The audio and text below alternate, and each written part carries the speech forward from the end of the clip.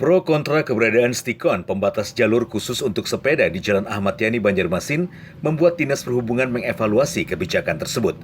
Belum genap sebulan diberlakukan, dari 347 stikon yang terpasang, sudah ada 30 buah yang rusak hingga terlepas bautnya akibat ditabrak pengendara.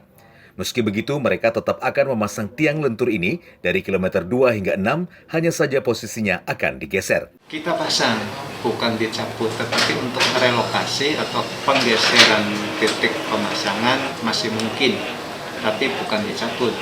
Karena ini hal baru yang barangkali diayani itu kecepatan cukup tinggi, sehingga perlu kita batasi dengan delineator atau yang kita kenal yang ada itu stikon.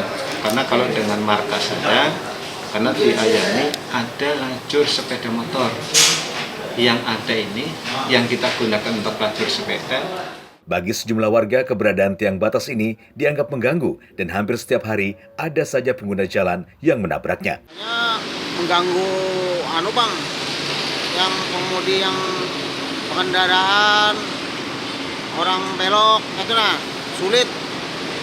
Selama ada ini hampir tiap hari kita rujuk nih. Untung orang ada karena papa kalau mobil tuh sering baiknya tuh kayak dulu juga bang, ibaratnya yang garisnya aja atau ditebali atau beri gambar sepeda. Warga berharap agar kondisi Jalan Ahmad Yani dikembalikan seperti semula.